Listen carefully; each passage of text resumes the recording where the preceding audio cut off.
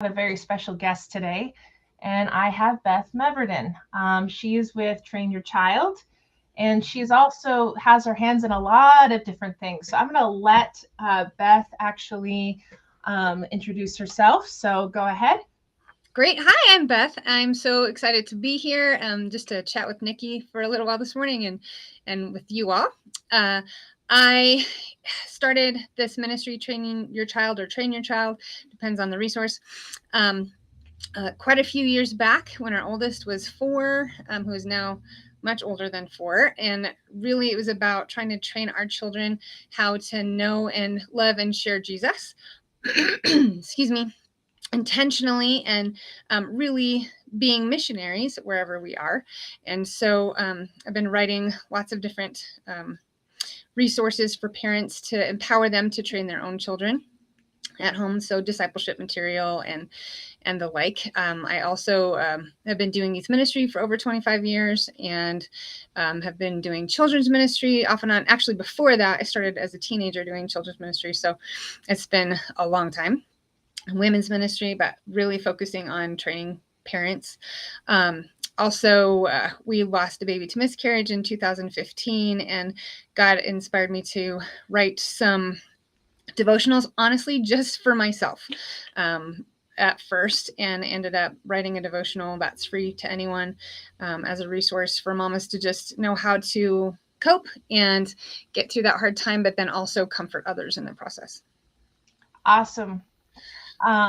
So tell me about, I saw on your website you had something called a discipleship map. Can you explain that? And again, for the folks out there, you can go to bethmeverden.com and you can explore all this.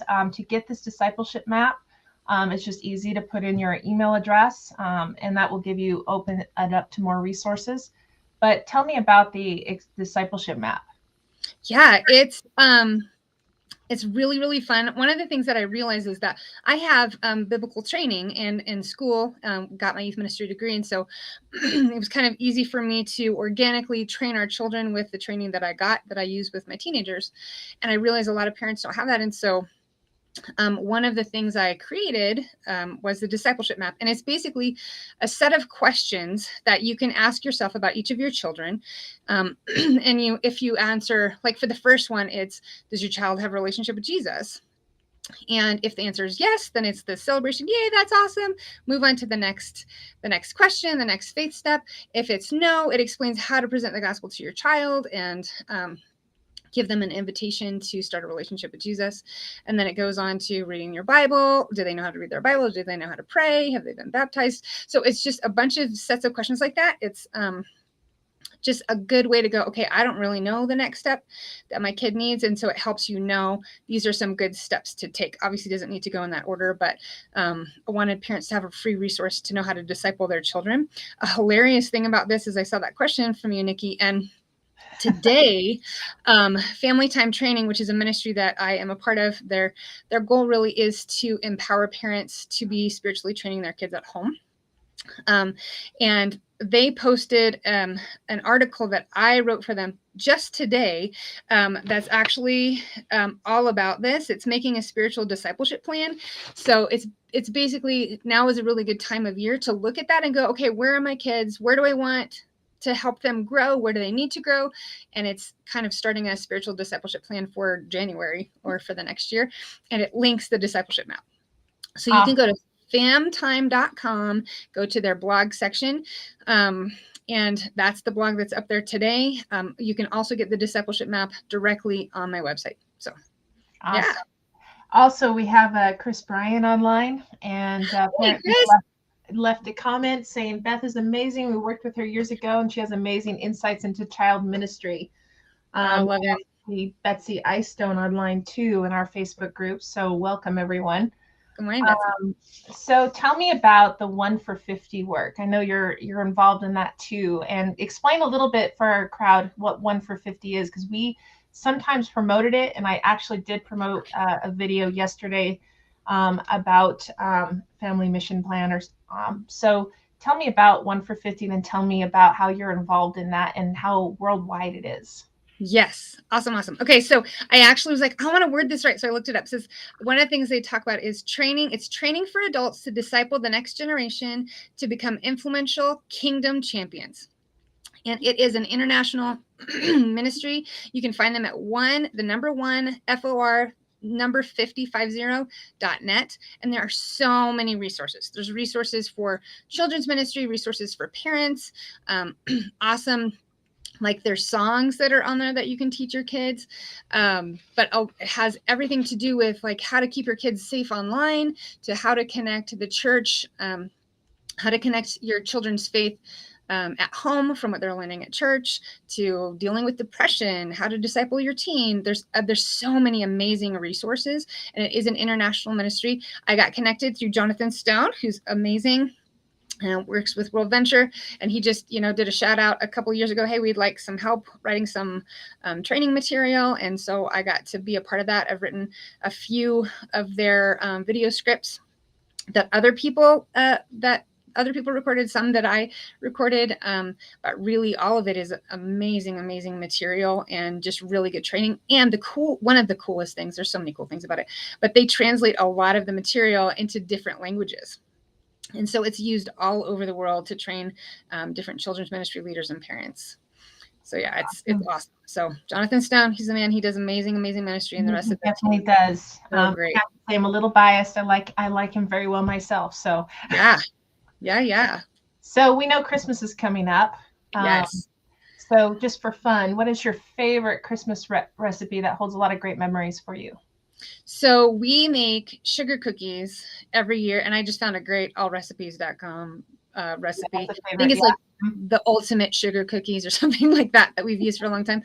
But the special part is I use a frosting recipe that my granny passed on to my dad, who passed it on to me. And we, color it different colors and then decorate the cookies with sprinkles, and it's so much fun. We just love to do that as a family. We do it every year, and so we enjoy it. Actually, we've expanded it. We did some Halloween cookies. We've done like all different kind of cookies using that recipe because we really any excuse in a day to make a cookie or two. Yes, I actually used it as a gift for a friend. I made some cookies that were like the shape of flowers or something. And I was like, this is a good excuse for this. Let's get me back into baking again, because I haven't baked in a while. My favorite was the gingerbread. I have a special gingerbread recipe from a recipe book given to me by a family member many years ago. And it was in pristine condition when I got it. And now years later, it's falling apart. Pages are falling out, but it has the best cake recipes ever. That's so awesome. Gingerbread recipe in there that actually is the best. And I'm not biased. I will make it any day of the year when I have time to bake. That's so yummy. That sounds great. So let's talk about some of the different topics that we posted on WorldVenture in recent years. So we've posted on December 3rd a quote, and actually this quote is called, "I will persevere even when the cost is high." What's interesting about this is Chris Copeland actually shared it. He works in Ireland. He actually shared it from his newsletter because he said that it came from a covenant that some of the other team members in different regions had made. And I found that to be a very interesting covenant, that you will persevere no matter how high the cost is. Mm-hmm. So I was just thinking about that. A lot of our global workers, and especially during this Christmas, people experience loss. Yeah. And so tell me about if someone's experiencing a loss, whether it's a loss of working in a different country and loss of traditions or losses you've experienced in your life, how would you tell people out there how to cope during this Christmas season? Because as you know, Thanksgiving and Christmas is oftentimes a hard time for a lot of people. So what would you tell them? How would you tell them to persevere with the Lord? Oh, it's hilarious. I was just talking to one of my kids on the way to school about this morning. That really, it has to do with staying plugged in. He's memorizing John 15:5. I am the vine, you are the branches. And he said, I don't really fully understand that. So we kind of talked about that. I said, it says, apart from me, You won't bear fruit. Basically, you will be bearing fruit when you're with me and connected. And I think that's part of what happens is that when we are sad, when we have loss, whether it's relationships or a loss of expectation, we're mourning something that didn't happen that we were hoping was going to happen by this time, or anything like that, we need to remember to stay plugged in to Jesus and to be spending time with him, even when we're not feeling it, even when we're like, I don't know, I'm in Ezekiel, or it's something's hard and not interesting to me right now when I'm reading the Bible. I would say go someplace else, read some Psalms. This is an amazing time of year to read some Psalms, and be reminded of who God really is and be praising him for that. A lot of times when people, so I work with a lot of teenagers, right? So a lot of times when teenagers are feeling low, I basically say, hey, spend time worshiping God. Even though you don't feel like it, surround yourself with music that worships him and focuses on him, and eventually your heart and your mind will follow. It also, we are influenced by what we surround ourselves with. So if you have been surrounding yourself with the negative people, or who are focusing so much on what they don't have, complaining, the loss, the sadness, try to change that, change your perspective so that it will be God honoring. But this is a super hard time of year for people who have lost whatever it is, a person that they love, a ministry that they loved, and they're confused isn't happening anymore. All of the different things that they could be experiencing. So yeah, and surround yourself with people who love you, and that you love. Try to spend extra special time with them if you can. So tell me about, what, I think you mentioned that you had some missionary past experience at one point. Short term. I have short term stuff. I did go to Ireland, so it's fun that you're talking about Copeland's. I was a part of a youth ministry trip when I was in college that actually changed my whole life. I thought that I wasn't going to be able to go into church ministry, and was going to need to do some parachurch stuff. And God made it real clear on that trip that I was going to be able to do church ministry. And so that was awesome. I've taken students to the Dominican Republic, and have been on mission trips to different places around myself as well, around the United States and that kind of thing. So, well, speaking of surrounding yourself with the right people to help you plug in back to God when it's a hard season. So December 3rd and December 2nd, we had one of our workers celebrate 50 years in mission work in ministry in Africa, cool. Marilyn Escher. And so she had a couple posts that she allowed us to share earlier in December 3rd and 2nd. If you want to take a look at that and read that again, and I encourage everyone to do that.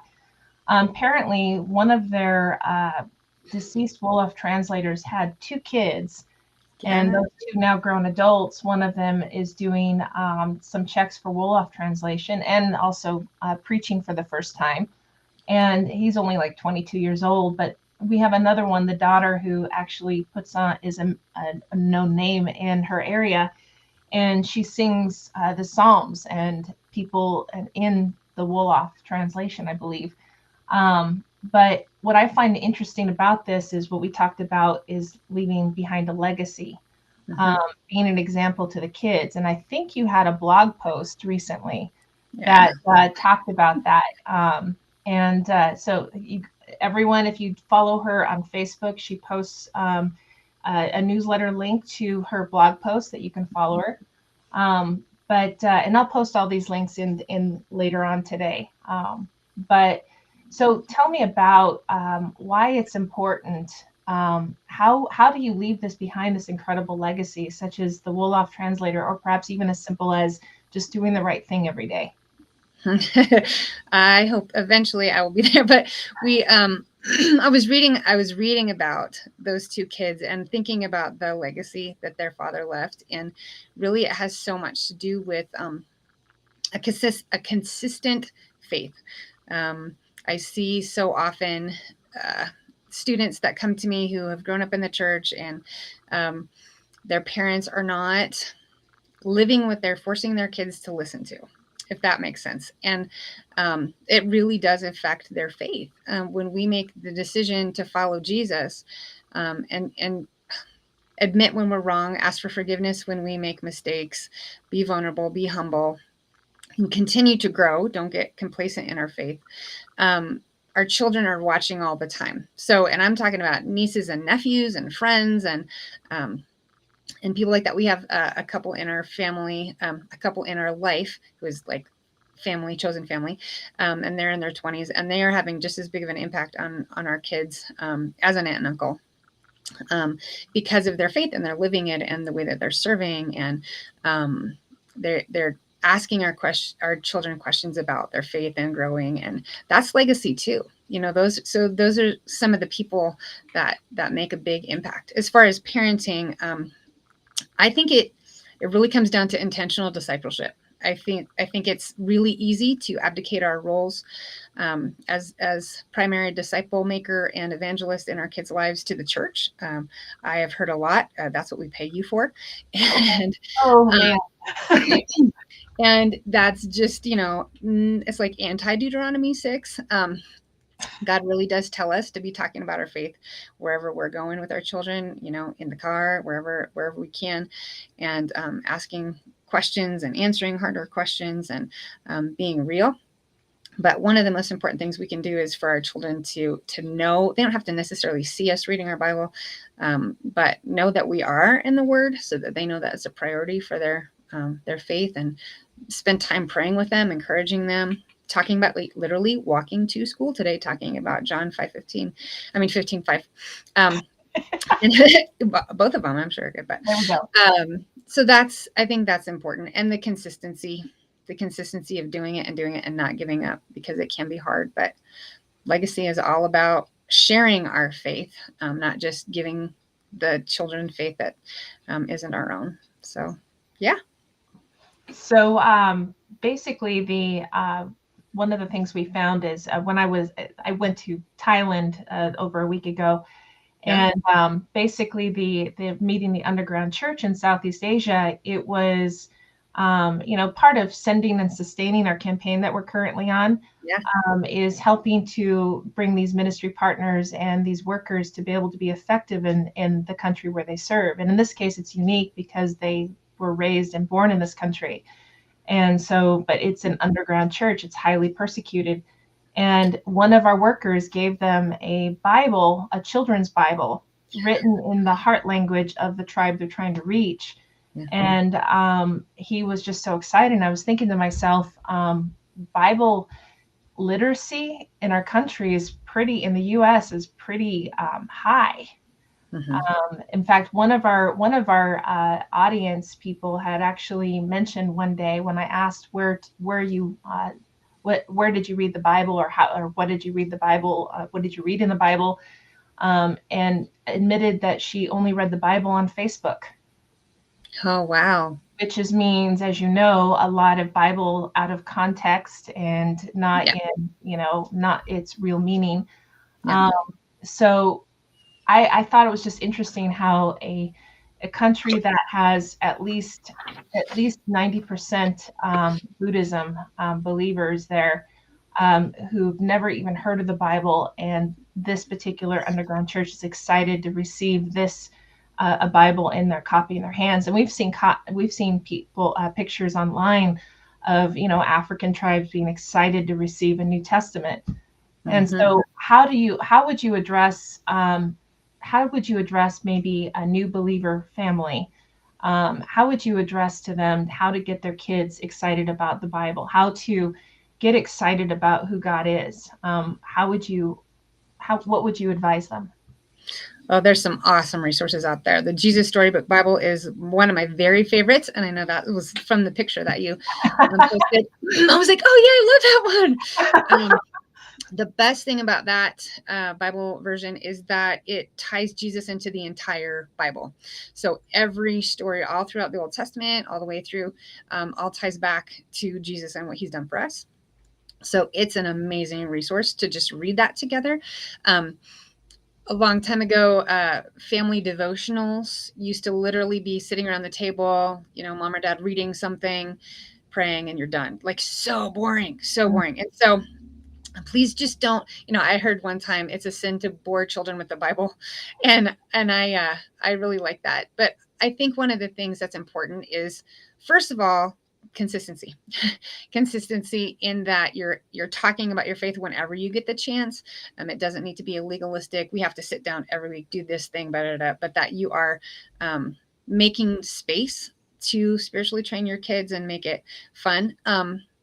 So when they're little, doing a little devotional with them and an activity. So Family Time Training, again, one of the organizations that I write for and work with, you can find them at famtime.com. They have really fun activities that I've helped them write some of them for Advent and for Easter.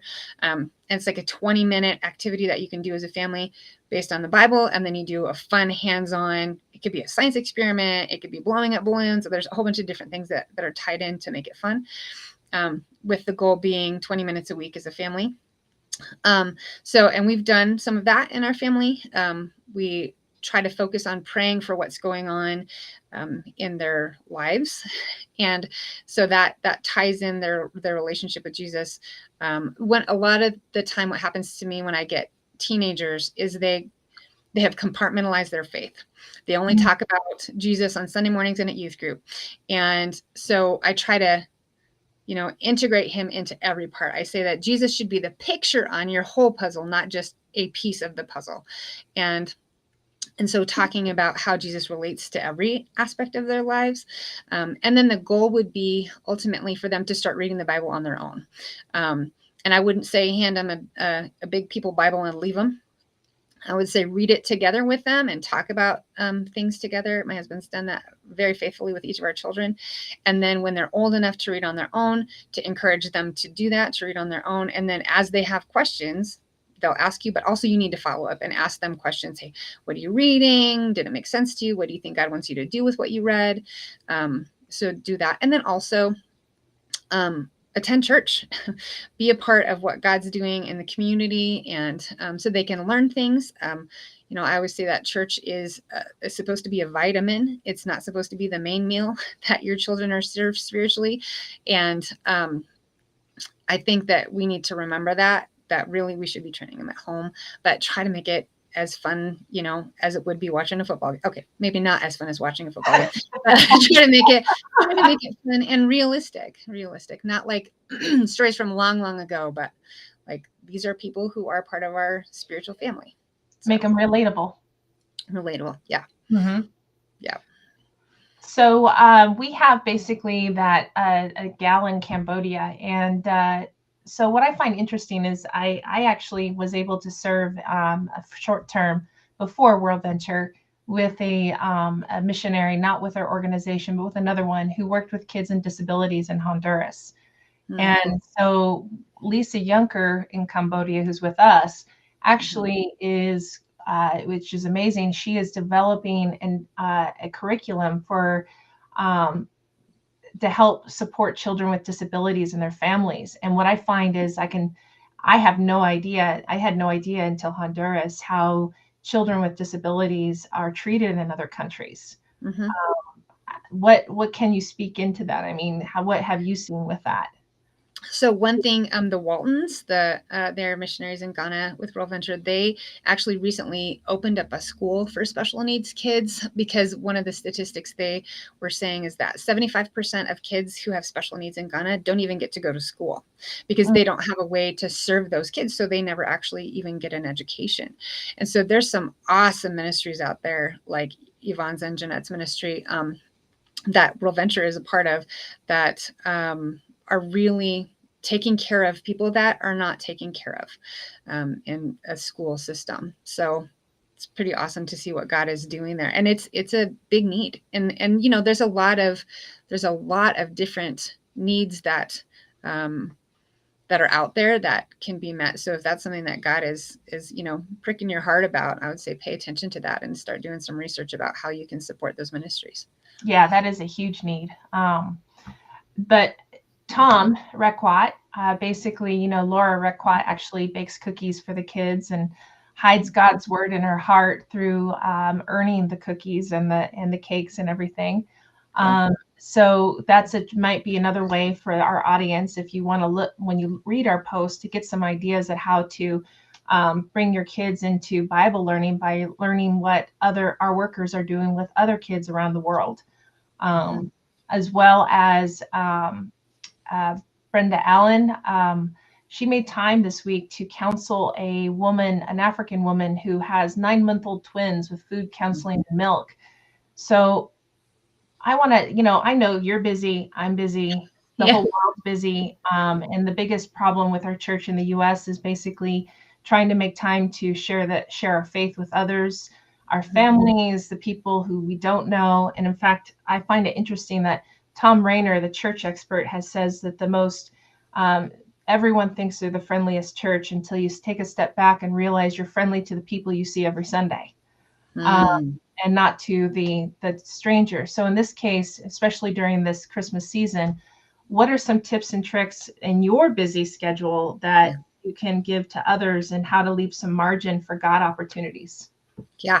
So one thing I learned actually when I was in college, my main youth ministry professor would say, pray for divine appointments. So pray for God to set up a conversation that you weren't intending to have, or whatever you can. Like, one of the things I try to do when I have the time or make the time, I try to go pick up my children from school early and just ask for that. Say, God, give me a divine appointment. Tell me who you want me to talk to today. And so he'll often bring somebody literally right next to me. Like, okay, you're the one. And so I'll start praying for them, and then actually eventually ask the question, hey, how can I pray for you today? And so that's one way that we can be serving people, because a lot of times they'll, oh, nothing, I'm fine. Or sometimes they'll actually have a genuine need and want to start more conversation in that environment. And then also really at Christmas, customer service in retail and anybody that's serving you, be kind. Be kind, especially because you're representing Jesus. Your kids are watching, everybody's watching, and it's a hard season to have to work.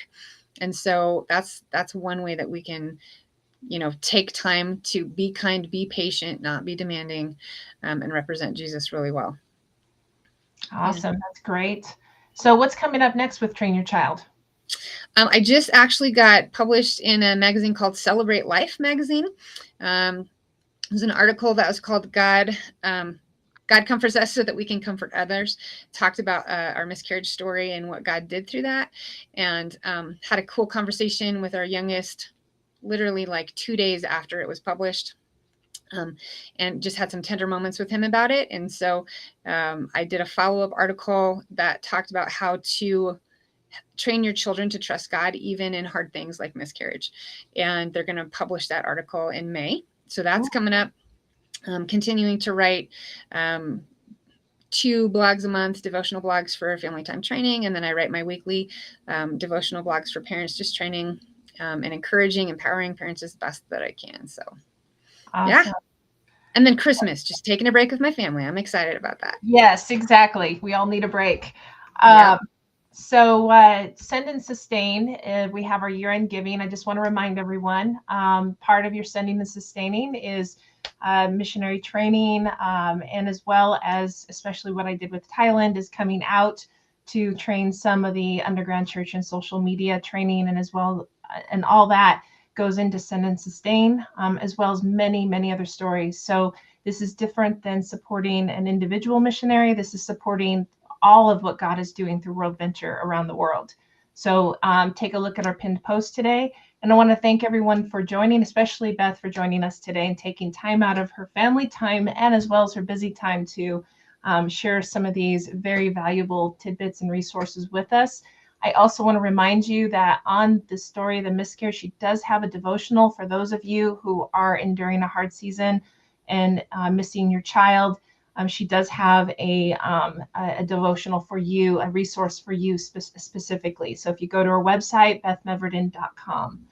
Thank you, everybody, for joining us. Thank you so much. Go ahead and leave comments and questions, even long past. I'll make sure that Beth gets them. If they're for her, these times are for you to interact with us. So thank you for those who did interact with us today. And we will see you on the next episode. Have a good day. Have a good Christmas.